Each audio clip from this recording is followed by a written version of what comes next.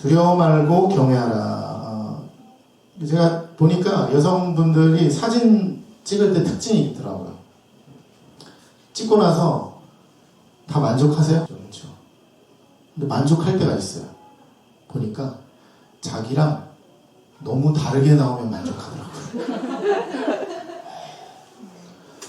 자기랑 비슷하게 나오면 사진 안 나왔다 그러고, 너무 다르게 나오면은 너 잘 나왔다 그러고, 그래서 좀 이상하더라고요. 그리고 더 많이 가리면 잘 나왔다 그러더라고요. 저는 이렇게 자신을 잘 개방하는 편인가, 그런 좀 생각을 하고 싶어요. 내 것을 보여주는 게 마음이 편한지, 아니면 숨기고 감춰야 마음이 편한지, 그런 생각들을 해보게 돼요. 기질에 따라 개방 정도가 좀 다르긴 합니다만은, 특히 이성교제 할 때는 그게 굉장히 중요한 것 같아요. 상대방에게 나를 얼마나 보여주는가. 이성교제에 대한 강의 대부분을 보면 이성을 사로잡는 비결, 이런 류의 내용들이 많다고 봐요. 그래서 어떻게 하면 이성에게 좋게 보일까. 결국 자신을 잘 포장해서 상대에게 잘 보이는 게 목적일 수가 있는 거죠. 물론 그래도 돼요. 그렇게 해서 상대방이 마음을 얻고 잘 나갈 수 있는 거니까. 근데 이 부분이 우리가 고민해야 될 이성교제의 핵심인데, 상대방에게 잘 보이려고 자신을 포장하다 보면 자신의 진심이나 본 모습을 감추게 되죠. 그럼 상대는 나의 포장된 모습을 보고 좋아하고 결국 결혼까지 가는데, 문제는 결혼하고 나면 포장이 벗겨지고 나의 본 모습이 나올 때 과연 상대방은 나의 본 모습을 받아들이거나 사랑해 줄 수 있을까라고 할 때, 그럼 다시 앞으로 돌아가서 이성교제할 때 나를 포장하는 데 힘써야 될 것인가, 아니면 나를 투명하게 보여주는 것에 힘을 써야 될까, 결론이 나오게 되지 않겠습니까? 나를 바르게 보여주고 투명하게 보여주는 게 사실 쉽지는 않죠. 왜냐면 또 회사나 이런 데 가게 되면 너무 나를 이렇게 드러내고 투명하게 하면 사람들에게 책 잡히거나 아니면 얕잡아 보일까봐, 그런 것 때문에도, 물론 이제 사회 나가면 적당한 거리를 두고 개방할 필요는 있겠죠. 그렇죠? 너무 그렇게 하는 것보다. 그런데 이성교제는 좀 다른 그런 느낌이라는 거 생각하게 됩니다. 그만큼 우리를 얼마나 개방하느냐, 보여주느냐가 또 우리의 삶에 굉장히 중요한 관건 중에 하나라고 봅니다. 근데 오늘 말씀해 보시면 2절에 보면, 읽어볼게요. 시작. 꼭꼭 숨겨놓은 것치고 들통나지 않을 것이 하나도 없고 숨겨둔 것치고 알려지지 않을 것이 없습니다. 알쏭달쏭한 말이지만 일단은 비밀은 없다는 거죠. 비밀은 없고 다 포장이 벗겨지면 다 드러나는데 왜 그렇게 감추려고 애를 쓰고 안간힘을 쓰느냐, 이렇게 말씀하고 있습니다. 그래서 질문을 해볼게요. 왜 우리는 우리의 자신의 감정과 생각을 감추고 포장을 하게 되는가? 좀 포장을 좀 하세요? 어떠세요? 나는 다 개방하는 편이다. 아니, 없으세요? 아니면 난 조금 좀 포장하는 편이다. 왜 포장을 할까요?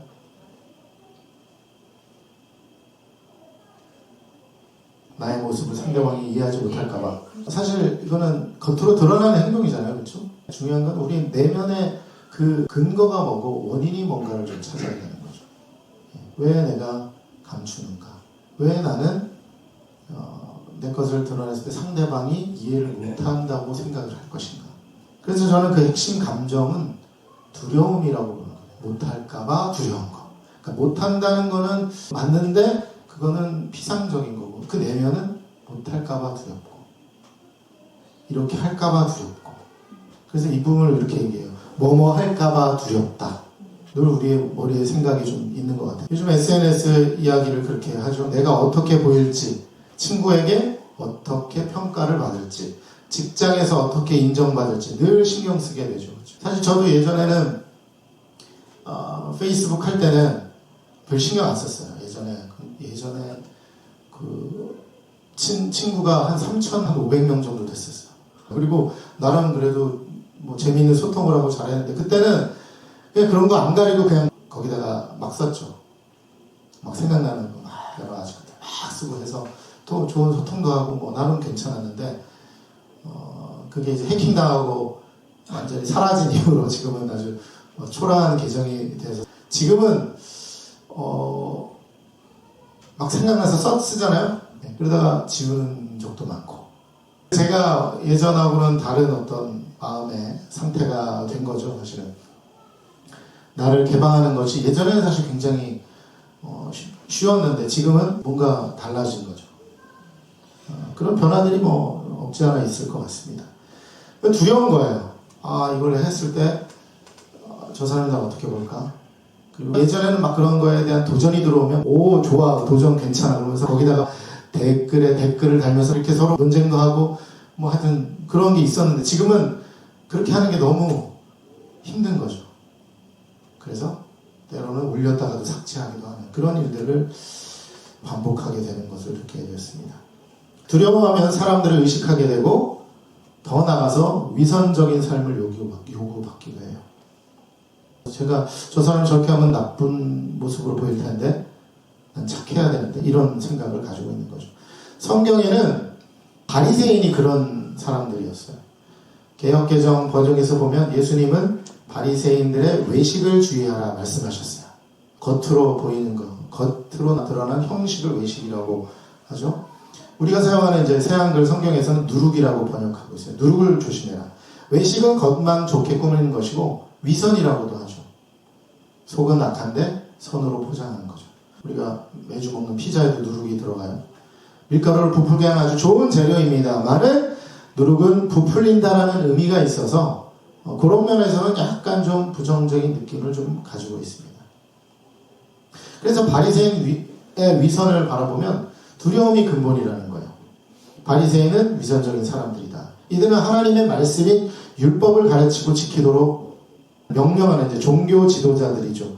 지금처럼 평신도들이 말씀을 읽고 연구할 수 있는 게 아니라 그 당시는 율법을 종교 지도자들만 이렇게 관리를 하고 얘기를 해줄 수 있었어요.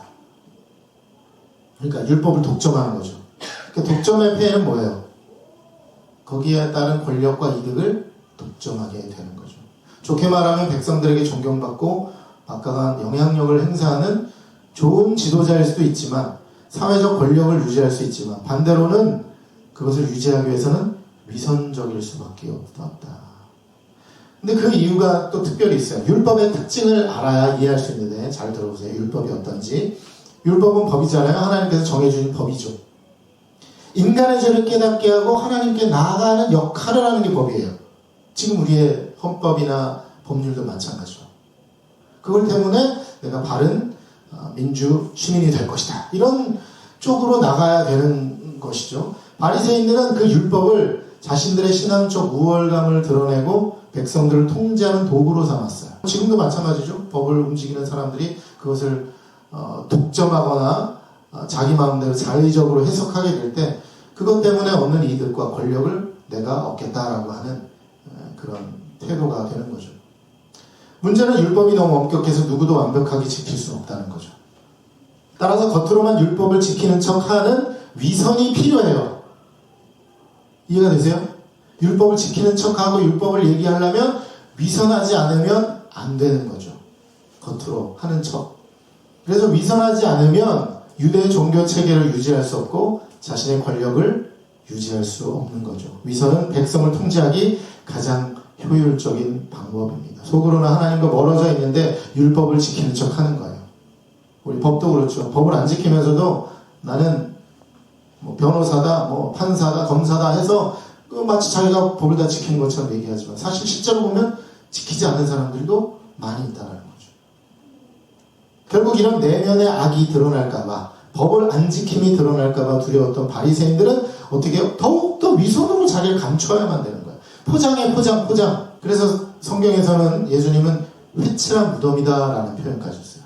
여기 무덤에 칠을 하고 있죠, 그렇죠? 근데 무덤은 뭐예요? 뭐 거짓말, 미움, 뭐 질투, 탐욕이 가득한 사실 더러운 것들, 죄악들 그런 악한 것들이죠. 회칠은 이제 당시 이스라엘 관습상 실제로 존재하는 무덤 방식인데 무덤에 석회칠을 하는 거예요. 그건 왜냐하면 이제 나그네들이나 이렇게 치는 거기는 이제 우리처럼 무덤 이렇게 써 있는 게 아니라 무덤 아닌 것처럼 이렇게 대충 해놓는 그런 게 있는데 지나가다가 무덤인 줄 모르고 만지거나 대면 부정하니까. 무덤을 만지면 안 돼요. 부정하니까 그렇게 하지 말라고 여기는 무덤이다라고 해서 석회 칠을 거기다 해놓은 거예요. 하얗게. 하얗게 하니까 좀 예쁘장하잖아요. 그리고 막 낮에 보면 햇빛이 막 반짝반짝 하니까 오 되게 멋있어 보여. 근데 속은 뭐예요? 무덤이잖아.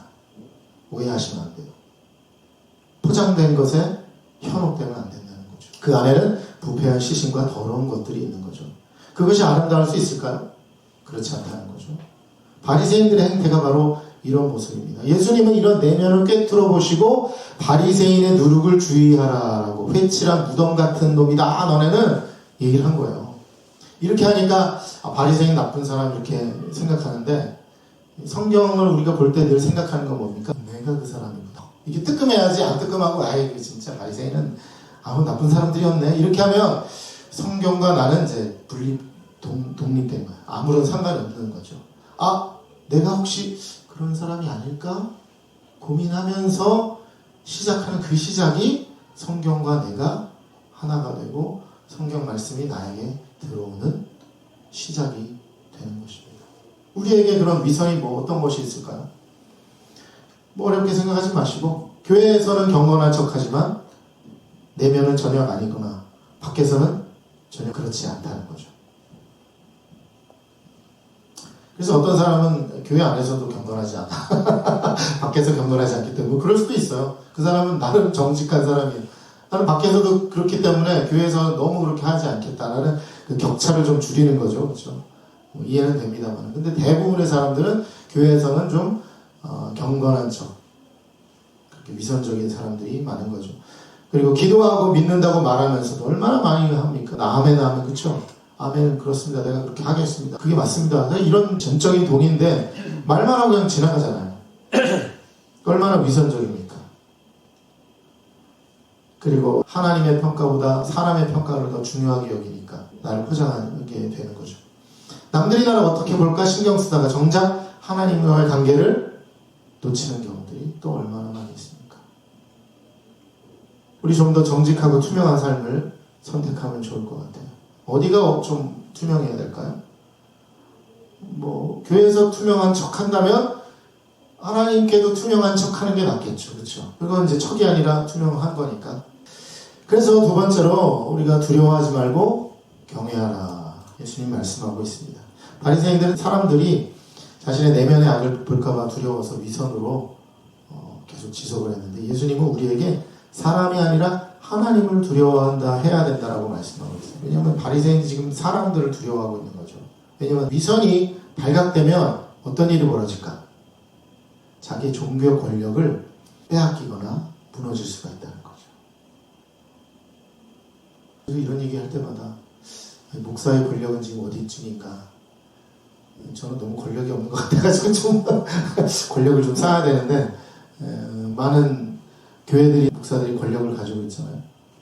그런 것들을 어떻게 통제하고 사용하느냐, 위선이 아니게 사용하느냐, 이게 정말 중요한 것 같고 여러분도 그것에 대해서 깨어서 바라보면서 도전하고 점검할 필요가 있다는 거죠. 흥미로운 것은 두려움과 경외라고 제가 했는데 둘 다 사실 똑같은 의미죠. 두려워하는 것과 경외도 사실 두려워하다는 뜻이니까 말장난인 것 같은데 저는 그걸 한번 생각해 봤어요. 두려워하는 것은 누구를 향한 거예요? 사람을 향해 두려워하는 거. 경외하는 거는 하나님을 경외하는 거잖아요. 사람을 경외해야 한다는 표현은 거의 안 쓰는 것 같아요. 존경한다 이 정도는 쓰지만 경외한다는 하나님을 향해서만 쓰고 있는 의지죠. 사람을 향한 두려움은 미움을 낳는다고 생각을 해요. 그러나 하나님을 향한 두려움은 사랑을 낳습니다. 4절과 5절입니다. 자, 내 친구인 그대들에게 말합니다. 몸은 죽이지만 그 다음에는 아무것도 할 수 없는 이들을 두려워하지 마세요. 누구예요? 사람을 두려워하지 말라는 거예요. 근데 힘들죠. 몸을 죽이잖아요. 내가 내 위선을 걷어내고 투명하게 사람들에게 나가면 나의 그 악함이 드러나서 불이익을 얻어요. 그리고 권력이 사라지고 빼앗기고 내가 얻은 이득들이 사라져. 그러니까 죽는 것과 같이. 그런데 그 이후로는 아무것도 할 수 없잖아요. 약간 역설적이에요. 죽지만 그 뒤로는 아무것도 할 수 없어. 와, 죽는 거 정말 힘든 그 고통, 힘든 게 아니라 거의 그 죽음인데 근데 중요한 건 거기서 끝이 아니라는 거. 우리는 믿잖아. 죽음 이후에 끝이 아니라 이후에도 무엇인가 있다는 거. 그런 사람을 향해 두려워하지 말라는 거.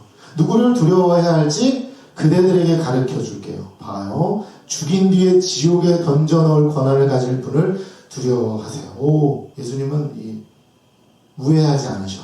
바로 그냥 찔러버리시죠. 죽는 것도 고통스럽지만 죽음 이후에 더 큰 고통이 있는 그것을 또 담당하시는 통제하시는 그분을 두려워하는 게 훨씬 더 낫다라는 거. 그분을 두려워하시라. 사람은 몸을 죽일 수 있지만 영혼을 죽일 수는 없습니다. 그런 사람을 두려워하지 말아야 된다는 거죠. 하나님은 우리의 영혼까지 다스리는 분이십니다. 그래서 마가복음 5장 36절에 이렇게 말하고 있습니다. 시작! 두려워하지 마세요. 믿기만 하세요. 두려움과 믿음은 공존할 수 없습니다. 제가 가끔 그렇게 말하는데 우리 자녀를 키우는데 자녀가 막 무서워해 밤에. 근데 그때 가장 안타까운 게 야, 내가 있는데 너 무서워하는 거 이거는 정말 부모에 대한 믿음이 없는 거죠. 야, 내가 있는데 왜 무서워? 우리 이성교제 할 때도 그러면 내가 있어 괜찮아. 무서워하지 마. 나가 있잖아. 오빠 괜찮아. 나 오빠만 있으면 괜찮아. 이렇게 되는 건가요? 신뢰라는 것은 사실 두려움과 반대편에 서 있는 개념이기 때문에 공존할 수 없다는 거죠. 그래서 하나님은 끊임없이 성경 내내 두려워하지 말라라는 말 얼마나 많이 하십니까? 반대로 말하면 믿어라. 믿기만 하면 돼. 내가 있으니까 된다. 믿기만 하면 된다. 근데 두려워해 인간은. 이거는 어쩔 수 없는 인간의 실존 본능인 것 같습니다만은 끊임없이 하나님 우리에게 도전을 하시죠. 두려워하지 마. 괜찮다. 또 하나는 두려움은 사랑과 공존할 수 없다는 거예요. 그래서 4장 18절 읽어보겠습니다. 시작. 두려움 따위는 사랑 안에 없습니다. 오히려 완전한 사랑은 그 두려움을 밖으로 쫓아버립니다. 그 두려움은 벌받는 일과 맞물려 있기 때문입니다. 두려워하는 사람은 사랑 안에서 완성되지 않습니다. 두려움은 사랑과 공존할 수 없습니다. 두려운 건 왜냐하면 벌받기 때문에 내가 죽는 벌을 받을까봐, 내 권력이 빼앗는 벌을 받을까봐, 내 이익이 끊어지는 벌을 받을까봐 두려운 거예요. 두려워하는 사람은 사랑 안에서 완성되지 못한다. 바로 우리가 하나님 안에 있기 때문에, 하나님은 사랑이신 하나님 안에 있기 때문에 우리는 그 사랑 안에 있고 그 안에 있기 때문에 우리는 두려워하지 않아도 된다는 거죠. 그래서 하나님을 경외하는 자를 돌보시는 하나님을 믿고 따라가야 되겠습니다. 우리가 사람을 두려워하지 않고 하나님을 경외할 수 있는 이유를 오늘 본문에서 또 예수님이 말씀해 주시고 있습니다. 6절입니다. 시작. 삼세다 10마리가 두 이아사리온에 팔리지 않나요? 그것들 가운데 하나까지도 하나님 눈길에서 벗어난 적이 없습니다. 7절이요. 게다가 하나님이 그대들의 머리카락까지도 다 세워두셨습니다. 두려워하지 마세요. 그대들은 스스로가 참새하고는 다릅니다. 여러분, 머리카락도까지도 다 세심바 되시는 세심하신 하나님이, 그래서 저는 가끔 그런 생각이 들었어요. 머리카락을 한 움큼 잡으면 하나님이 이것도 몇 개인지 알고 계시다라는 생각을 해요. 가끔 잡기만 하면 그것도 하나님이 몇 개인지 아시는, 정말 세심하시다는 그런 생각을 떠올리게 됩니다. 그런 상상으로 우리가 하나님을 경외할 수 있지 않을까요? 그만큼 우리를 잘 아시고 그만큼 우리를 지키고 계시기 때문입니다.